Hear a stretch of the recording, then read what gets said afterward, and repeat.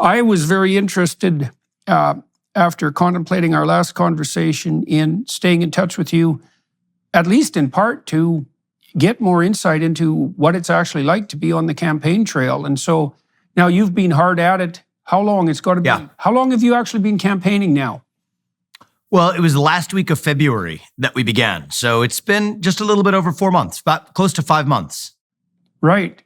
So what have you learned? Well, one of the things I've learned is actually one of the more surprising expectations is that the political consultant class at the start of this campaign had a concern about my style that I think they still continue to have today, which is the advice they give me is to dumb it down, that this is no longer the era of writing books. As you know, I mean, you've written more prolifically than I have, but the last few years I've been in a stage of life where I've been writing books, examining issues with depth. I think the threats to liberty are complex, and I've been explaining them. And so what they said is, when you need to get used to the political mindset, people don't have that kind of attention span. They need to be distilled into bullet points, dumb it down when you need to, or nobody's going to listen to you.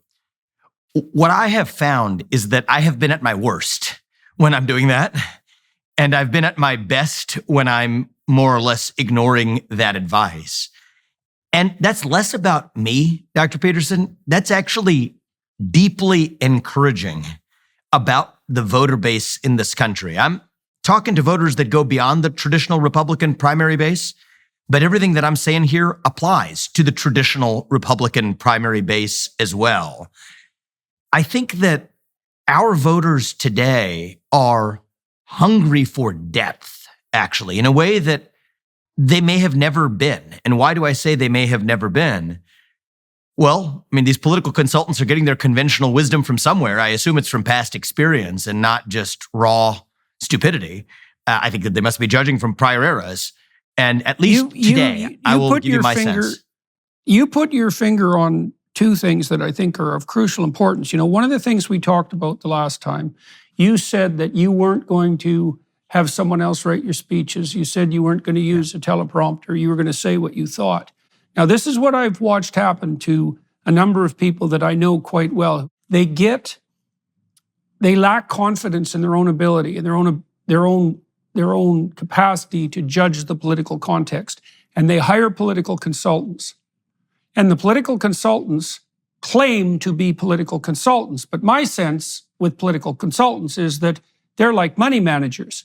If they could manage money, they'd be rich. And if political consultants knew anything about politics, they'd be running themselves. And they always say the same thing. They say just what you said, which is, well, people aren't very bright.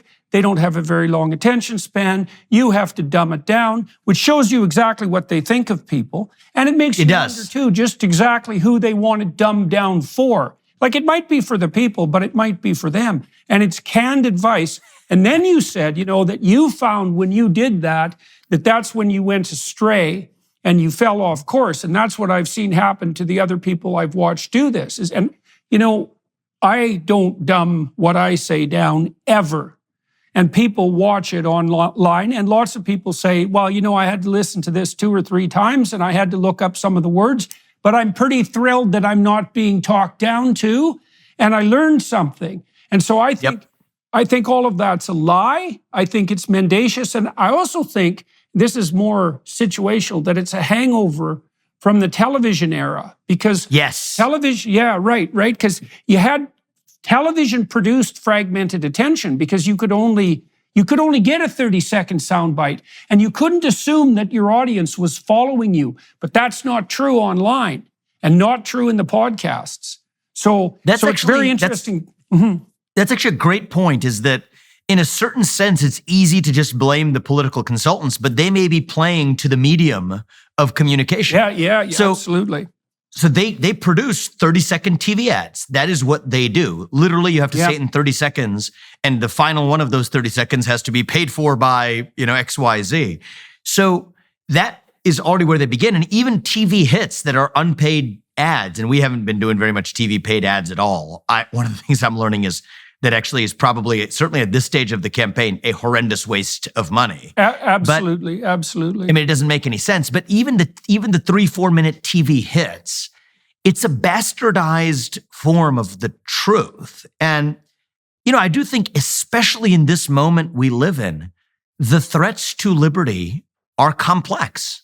They do not present themselves in one bad guy and one good guy. In fact, I think one of the mistakes that the Republican Party makes, and I see this when I go to party events in particular, there'll be a lot of signs that'll say, fire Biden, and then the pledge that the Republican Party has asked people to sign is called the beat to make it onto the debate stage, which I will sign as a condition for going on the debate stage. But it's called the Beat Biden Pledge. And it's so reductionist, right? Like, the entire party apparatus's focus on one man, not because I have any great feelings about this man. I don't. I think he's an awful president. But the deeper point is he's barely the president. It's a managerial class that's actually pulling the strings. And we can get into the substance of that. But that gets back to the reductionist form on TV, or if the political consultants are giving you the advice. And you see this, just listen to the other candidates in this race. It's almost as though they're as they tell them to do, stay on message. And that message is how we defeat Joe Biden and the radical Biden agenda, as though these were words uttered by the same carbon copy printer that was served up to all of the candidates. I think it, in some literal sense, was the same carbon copy that was served up to all the candidates. But then, but the good news is, you might think, in a less optimistic version of the world, that the politicians speaking like this has a dumbing down effect on the people. And what I see, and I think this is encouraging, certainly in the on-the-ground events that we're doing. Now, are these millions of people? No, but these are maybe a few hundred, or at a big event, a few thousand people at a time. And at a small event, maybe 50. In roomfuls of that size, people aren't falling for it. Right? Their eyes will glaze over. And then the questions I get from the grassroots audience base, I mean, they're like the questions I get from you. Very different from what I would get on cable television on a given night of the week. And so this is deeply encouraging that I think the last decade of the public knowing that they have been lied to, systematically lied to by the legacy media, I think has inculcated a deep sense of curiosity, intellectual curiosity, skepticism. I think the mainstream media will now complain that creates conspiracy theories. Many of these conspiracy theories end up being correct.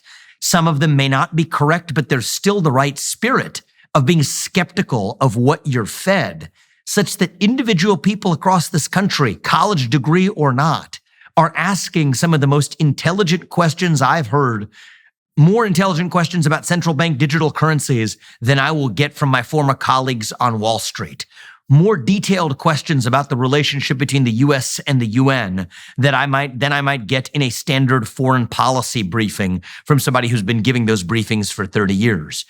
And so I think this is actually deeply encouraging, actually, to say that, part of the reason, as I often say, right, if you have a people who are sheep, a government behaves like wolves. Well, when those people are not behaving like sheep anymore, when they're questioning what not only their government, but their media and their political class are feeding them, this is a unique moment. And this is where I've maybe, I wouldn't say shifted the messaging, I've discovered the core messaging of this campaign in the last 3 to 4 months. Kind of what was in my heart at the start, I'm now able to articulate. We live in a 1776 moment. That's what I think. It's like a moment of the American Revolution. That's what I feel in the air.